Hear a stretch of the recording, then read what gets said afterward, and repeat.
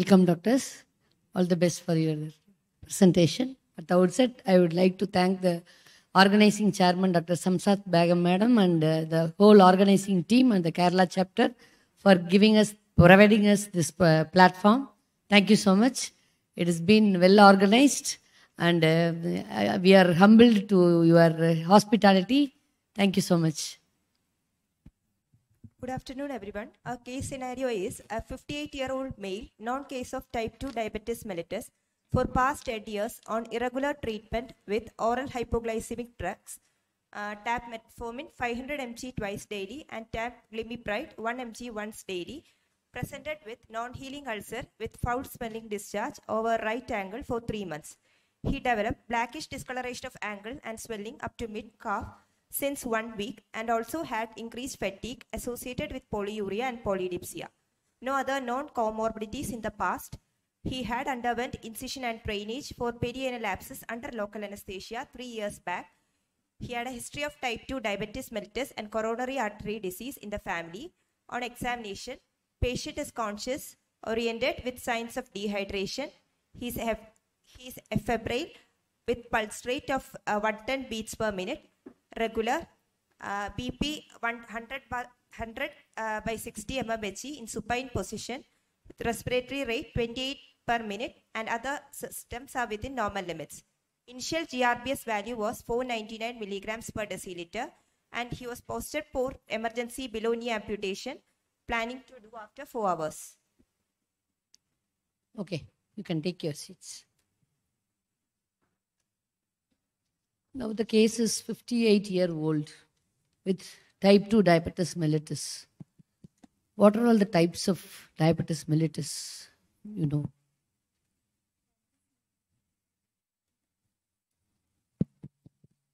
Diabetes mellitus can be classified into type 1 diabetes mellitus, type 2 diabetes mellitus, gestational diabetes mellitus, other specific types of diabetes mellitus like genetic. There are 4 classification. It is classified into 4. Number 1, type 1, type 2, then type 3 is gestational, type 4. Other specific types. What are the type? Other specific defects in beta cell function, genetic defects in insulin secretion, drug-induced diabetes mellitus. What are the drugs causing diabetes mellitus? Corticosteroids, beta adrenergic agonists, thiazides. Okay. Good. What is diabetes mellitus? Diabetes mellitus is a chronic metabolic disorder characterized by elevated serum glucose levels due to lack of insulin or due to insulin resistance. What is the difference between type 1 and type 2? In type 1, there is beta cell mediated destruction of the beta cells of the pancreas, resulting in complete insulin deficiency. In type 2 diabetes mellitus, there is insulin resistance with relative insulin deficiency. This is due to defects in the insulin receptors and post-receptor intracellular signaling pathways. Do you know about the older classification of diabetes mellitus? According to ages, no? It's insulin-dependent diabetes and non-insulin. Juvenile and adult. Adult onset. Yes, okay. Because you said no. When the type 2 1 diabetes mellitus, it presents in children and in adolescents, and in type 2 diabetes mellitus, it presents after 45 years. What is the meaning of diabetes mellitus? It is derived from a Greek word and a Latin word. Diabetes means to pass through. Pass or siphon. And mellitus is honey like urine. Sweet urine. Passing a honey like urine. Okay. Any other questions? So this patient has 10 years history of diabetes on irregular treatment. So how do you assess? He has come for surgery. How do you assess his glycemic control? Glycemic control can be assessed from fasting blood glucose to a blood glucose level and glycosylated hemoglobin level. For the criteria for diagnosis of diabetes, fasting blood glucose level should be greater than or equal to 126 milligram per deciliter. With no calorie, fasting means with no calorie intake for at least 8 hours.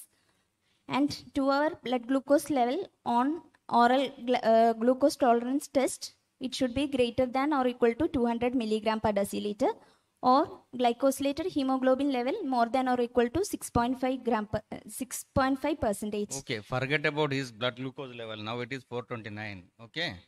But if his hemoglobin A1C is 8, what will you do? What is the correlation between the HbA1c and the As blood the sugar level? HbA1c indicates a long-term control of the long-term glycemic control, and glucose it can be due to several other reasons. Okay, random Acute glucose is rising 240 and HbA1c 8.5. uncontrolled. HbA1c 8.4. For the past 3 So months this is for a elective surgery, not for 4-hour surgery. This patient is posted in next 4 hours, but this is I am asking for elective surgery. What will you do? up to 8.5 we can post for the surgery. Okay. How will you control? Before that, what are all the goals? Per se, this case is already having type 2 diabetes on drugs. And also the patient is, what are the symptoms the patient has? Increased fatigue, polyuria, and polydipsia. That is diabetes. What are the trinity of diabetes? 3 symptoms. Weight loss, fatigue, polyuria, polydipsia. Polydipsia, polyphagia, Polyphagia and polyuria. Okay. What are the problems with poor glycemic control? poor Glycemic control can lead to poor glycemic control, and duration of diabetes are factors determining the development of complication as well as progression of the diseases. What else? Poor, hyper poor outcome post-operatively, delay in delayed wound healing. healing, all these things. So what are the complications in such a long-term diabetes you see? Complications of diabetes mellitus can be classified into acute complications and chronic complications. In acute Is there any other mode you can say? Complications, microvascular and complications macrovascular. and macrovascular Why complications. you are saying we are saying the word vascular in diabetes mellitus? Why? Hyperglycemia can lead to endothelial dysfunction and vascular abnormalities. Which layer of Endothelium. Vascular endothelium? endothelium. Yeah, endothelium is affected. It actually what happens is it's endothelial layer only gets inflammatory changes, and then it pushes the intimal layer. There may be breach in the intimal layer causing ulcer. Thereby there is platelet aggregation and thrombus formation or ulceration and related complications. So what are the acute complications? Hypoglycemia and diabetic ketoacidosis, hyperglycemic, hyperosmolar hyperglycemic. What is the level stage. of blood sugar in hypoglycemia in adults? Less than 70. 70 less or than 50. 50. 60? 60. Okay. How much insulin is secreted per day? 50 units. units per day. 40 or 50? 50 units per 50. In which book is given? Staltings. Stall. Physiology. So this case is for elective surgery asked. HbA1c is 8.5 and blood sugar is 240. Will you proceed with the case elective or will you do something else? This case is having tachypnea. See, the heart rate is 110. The BP is 160. all these One more finding is this. Not the same scenario, but this is for elective surgery. Only thing is HbA1c 8.5, blood sugar is 240. Random. Okay. How will you Forget proceed? about the scenario. How will you proceed? since What will be the first Do step? you want to control yes. or not? We should keep the target blood glucose level up to 180 before taking up for surgery.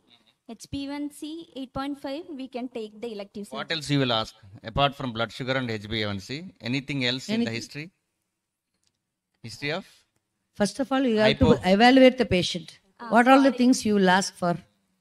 Type of Hypoglycemic episodes. How many hypoglycemic episodes in the last 1 week you will postpone? 2. At least 2 episodes you can postpone.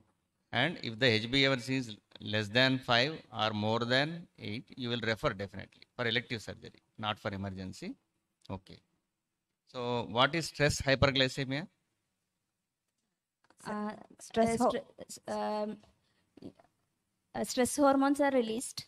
What are the stress hormones?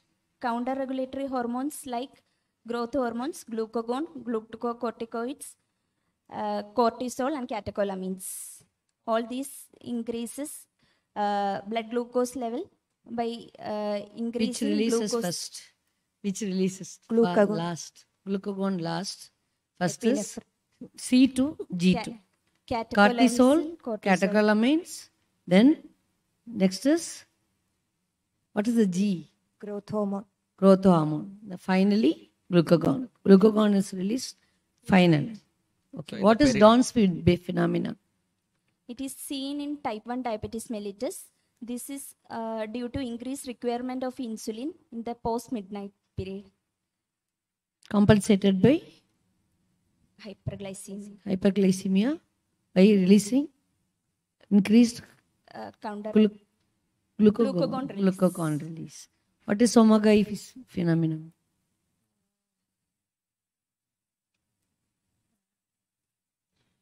Early morning. Compensatory hypoglycemia in the early morning hours. Okay, good. So which is more dangerous perioperative period? Hypo or hyper? Hypoglycemia. Hypoglycemia. Hypoglycemia is more dangerous. Okay. So briefly, now the history is suggesting like heart tachycardia, hypotension, tachypnea, and blood Tachypnea. sugar of 429. So what will What come could- to your mind? Diabetic ketoacidosis. Ketoacidosis. So what are the further testing you will do quickly? Urine ketone, blood and urine ketone bodies, and serum electrolytes. Okay. For the benefit of audience, what are the ketone bodies? Name. Acetone, acetoacetic acid, and beta hydroxybutyrate. What is Okay. the test by which you can find out the ketone bodies in the urine? Sodium nitroprusside test. What is the Sodium name of the test? Rothras.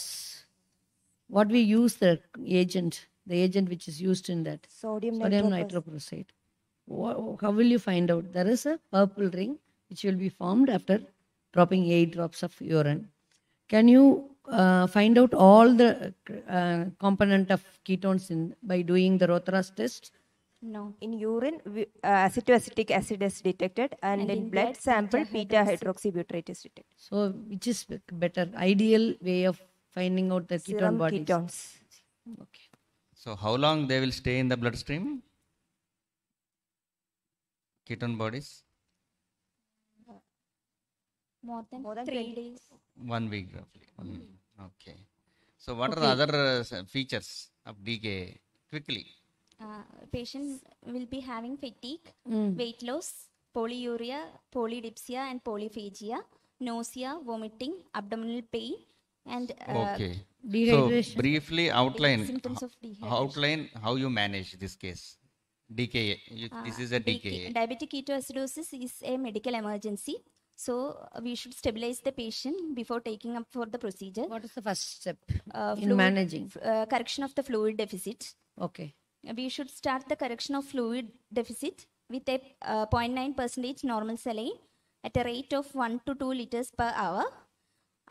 After the initial correction, if the blood sodium level is more than or equal to equal or more than 155 milliequivalents per liter, we can shift the fluid into 0.45% normal saline. When will you start the next step of, what is the next step? Electrolytes correction before starting. Electrolytes or Potassium Potassium, correction before before starting. that? In hyperglycemia correction. Second step is insulin. Insulin. When will you start? After how many hours of fluid correction will you start the correction of After initial 1 hyperglycemia? hour. Initial? Initial 1 hour. Insulin, how much you start? 0.1 units per kilogram weight. IV bolus followed by 0.1 units per kilogram per hour. Okay. So if the blood the sugar is target- 429. How will you calculate the insulin dose? 0.1 unit per kilogram per body. Stat There is a stat calculation bolus. also. You will be giving IV bolus, then there will be infusion. Infusion. For the infusion, there is some calculation, you know. Glucose. divided by 100 in normal patients, and blood glucose divided by 150 in normal patients, and blood glucose divided by 100 in critically ill patients, in obese patients, and in infections. Also in patients on steroids. Steroids. Patient already on steroid treatment. Okay. Next step is third step only, electrolyte. How you correction. correct? How much you correct per hour? Blood Per glucose. hour. Glucose level. 50 Per to hour, 50 the to 70 target milligrams blood per hour. sugar, 50 to 70. What happens if you correct rapidly? Cerebral Decrease in edema. serum. How? What is the mechanism? Decrease in serum osmolarity. Yes. Okay. So how much you will reduce? Then you will add. When will you add the dextrose? If the blood sugar value comes about 250 milligram per deciliter, we should add 10% of glucose and reduce the insulin dose to 0.05 units per kilogram per hour. 10% glucose if you infuse. How much of glucose, blood glucose increases per ml? Have you been to Morgan book? Morgan? Okay. So other thing I want to ask is this patient family history of CAD. CAD. So this patient has come to you, long duration of his, diabetes on irregular treatment. How will you assess cardiac function quickly? We should ask about the history of angina, history of hypertension, any history of exercise intolerance. On examination, we should look for One more thing resting is metabolic equivalence. metabolic equivalence. And in You have to methodically say first exercise intolerance, second you should not jump from here to there. Okay. Okay, what investigations you would want to do? Investigations, 12-lead ECG, Yes. in which we should look for any ischemic changes. Okay. What And else you if will the, look for? Echo, 2D echo to assess the functional status of the patient, cardiac function, What will you see in echo? Quickly. ejection fraction, Yes. wall motion abnormality. Regional wall motion Any abnormality. ventricular hypertrophy. Yes. Okay. How will you optimize this patient? First, we should do the fluid correction, and then we should start in insulin. Then we should correct the potassium. When will you start correcting? Potassium. If it is less than 3.3, we should not start insulin. If it is between 3.3 to 5, we can do the potassium correction at a rate of 20 to 40 milliequivalents per liter. With ECG monitoring and urine output monitoring. What will you see in the ECG? When you are giving potassium? Arrhythmias, Other than that, T wave. what will happen to the T wave?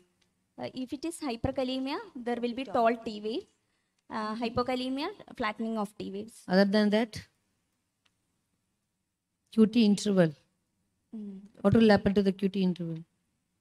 Shortens QT interval. If there is peaked tall wave, there will be shortened QT interval. There is flat. If it is flat, there will be prolonged QT. prolonged QT interval. Okay. Then next step, you have corrected potassium. Next, Monitor. We should monitor blood sugar and serum ketone bodies hourly. And to early monitoring of potassium and bicarbonate and other electrolytes fourth hourly. other than that, what else you will look for? Urine output monitoring should be done and temperature monitoring should be done. Will you do RFT or not? A renal function test should be done because in long-term complication, renal system will be involved. So we should know about the blood urea and serum creatinine of the patient. Other than that, next step, next one. What will you investigation? Investigations, arterial blood gas sample. Before that, the Investigations most simple test which we do for all the cases. Complete blood Cases count. having foul smelling ulcer, Complete blood count. blood count. What will be the Leukocytosis with neutrophil predominance. okay? Then So suppose this patient is now optimized. The tachycardia is corrected and everything. Now the surgeon is not waiting anymore. He wants to do amputation. what is your choice of anesthesia? we'll proceed with unilateral subarachnoid block with 0.5 percentage hyperbaric bupivacaine on 0.8 ml plus buprenorphine 60 mites. Buprenorphine. You were routinely using this. Yes. Any other choices of anesthesia in this case? We can also plan for, if the patient refuses, we can plan for regional blocks. Okay. What are the blocks? We'll go for femoral right. Patient presented with right side BK, presented for right-sided BK amputation, hence for right femoral block as plus and right Femoral block. and right femoral block and right sciatic block. First, what will you say first? Right sciatic block. and femoral. What is the branch of femoral which supplies the lower limb? Why do you want to block the femoral nerve? Saphenous nerve. There is a single component which is supplying the medial aspect of the legs. But if all other leg is supplied by which nerve? Sciatic. So sciatic nerve and also femoral nerve. You can give popliteal nerve block, or if there is two types of gangrene, wet and dry gangrene. If there is dry gangrene, what it implicates? That is ischemic changes causing dry gangrene. So in that case, you can, if there is no edema or infection at the level of ankle, you can go for ankle block. What are all the nerves blocked in the ankle block? Saphenous nerve, sural nerve, tibial nerve. Which tibial? Posterior tibial. Posterior tibial nerve. Posterior peroneal nerves. Deep and superficial peroneal nerves. Five. What are the advantages of regional anesthesia in this case? Since the patient is awake, hypoglycemic episodes can be determined early. And then stress response to the surgery can be reduced. Stress response to surgery. One more thing, most important thing in this case. What is silent aspiration? Autonomic neuropathy can lead on to gastroparesis. This makes the patient more probable to aspiration. What is the prophylactic agents which you use for aspiration? Injection metoclopramide 10 mg slow IV and injection ranitidine 50 mg slow IV. Other than that, neutralizing agent which we are not using nowadays, previously they will be using 0.3 millimolar of sodium citrate to neutralize the acid. Trinity of gastric this thing. Okay, next step. Block up to block you have come. Any other, what is contraindication for regional anesthesia in this case? Hemodynamic instability. Okay. Severe autonomic dysfunction. In the spine, if there is abscess, infection or absence. Patient refusal. Okay. What is the indication for general anesthesia in this case? General anesthesia. Patient refusal for regional anesthesia. Hemodynamic instability. Any other major surgery, laparotomy or anything? Yes. Major surgery, longer duration surgery. So apart from aspiration, BKA, patient with autonomic neuropathy, all will come for indications for general anesthesia. Apart from aspiration risk, is there any problem with GA? Difficult airway. Yes, long-standing diabetes. What is the reason for difficult airway in this case? Because of stiff joint syndrome. What is stiff joint syndrome? Non-enzymatic glycosylation. Non-enzymatic glycosylation of collagen and proteins and abnormal cross-linking of collagen and other collagen in joints and other tissues. What are the joints involved? Atlanto-occipital joint, temporomandibular joint, cervical joint, intertenoid joints. Okay. What is prayer sign? Inability to oppose the interphalangeal joints as we are doing in a prayer. Do we have time still? What is the mode of how will you manage the patient postoperatively? Postoperative management. Should manage the patient in postoperative ICU with multimodal analgesia. Very good. And monitors. ECG monitoring should be mandated. ECG monitoring should be done because these patients are prone for perioperative myocardial infarctions. Target blood sugar should be between 110 and 180 milligrams per deciliter. How often you do the blood sugar level post-operatively? If insulin infusion is going on, we should do hourly monitoring of blood sugars. If it is not, fourth hourly, we can do the blood sugar monitoring. What are the drugs you use as an analgesic other than nerve blocks? Since the patient is having DKA. All the Opioids. nephrotoxic drugs should be avoided. We can use injection paracetamol 1 gram IV Q8 hourly. Opioids like fentanyl. Since the morphine can also be used. Will you use morphine in case of DKA? No. You are not supposed to do it. So, for the audience benefit, what are the differences between DKA and HHS? Diabetic ketoacidosis is acute complication most commonly seen in type 1, most commonly associated with type 1, and HHS, its hyperosmolar hyperglycemic state is associated with type 2, and in diabetic ketoacidosis, serum glucose levels more than 250 milligrams per deciliter, and in HHS, the serum glucose levels more than 600 milligrams per deciliter. And the urine ketone bodies are absent in HHS, whereas this is positive in positive in diabetic ketoacidosis, and in serum osmolarity more than less than 320 milligrams per deciliter in diabetic ketoacidosis, and in HHS it is between 320 and 340 milligrams per deciliter.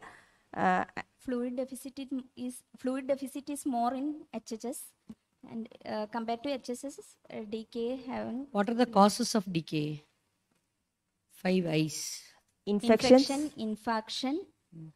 First infection, insulin deficiency, then inflammation, then intoxication with alcohol or drugs, then comes infection, MI or CVA. Okay. And what is difference between plasma glucose and we often do blood glucose in the capillary thing, no? What is the difference between capillary? Capillary blood glucose level will be 7% higher than the plasma glucose level. Then venous blood, plasma glucose level, one more glucose level is there. How? Venous.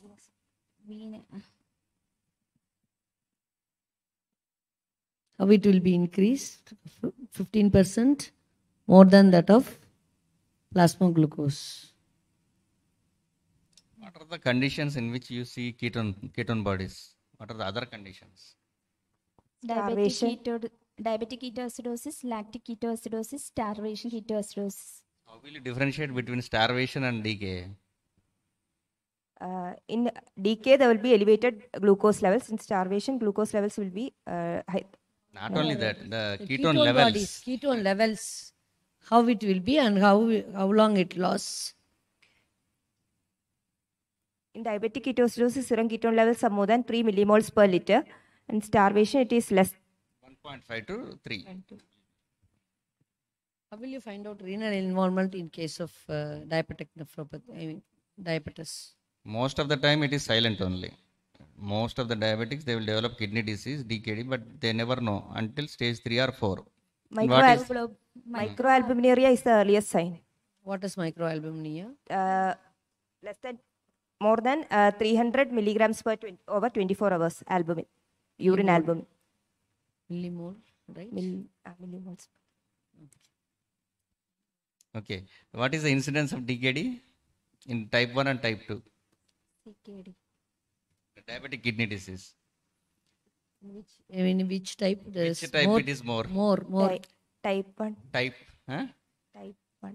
Type 2. Type 2. What are the systems get involved in the diabetes mellitus? Cardiovascular system, central nervous system, renal, peripheral. Nervous system, gastrointestinal system, central nervous system, cardiac system, genitourinary system, pseudomotor. Neuropathy, So retinopathy, and nephropathy. for the audience benefit, please tell me, we have one and a half minute more. how do you, what are the tests commonly we do for diabetic autonomic neuropathy? Autonomic neuropathy. Autonomic test- neuropathy is a microvascular complication of a long-standing Yes, I am asking. test for parasympathetic control, heart rate variability in response to deep breathing, Valsalva manu and stanting. And in test for sympathetic control include BP response in response to Valsalva manu, And tilting the sustained hand grip. What is hand grip test? In sustained hand grip test, due to muscle contractions, there will be increased diastolic and systolic BP. Diastolic BP increase more than 60 millimeters of mercury is normal. If it is less than 10 millimeters of mercury, it is suggestive of autonomic neuropathy. What happens to the during the Valsalva maneuver? In The BP? Initially there are 4 phases. In phase 1, there is increase in BP and decrease in heart rate due to the compression of aorta causing the propulsion of blood flow into the peripheral circulation. And this results in reflex bradycardia. In phase 2, there is a decrease in BP and increase in heart rate due to decreased venous return and decreased cardiac output. Okay, good. The two main symptoms you have to remember is resting tachycardia and resting postural hypotension. Always. orthostatic hypotension. That's how it starts. Okay. Thank you. Very well answered. Good, very good. Thank you. Good. Very good. Congrats. Thank you for the opportunity.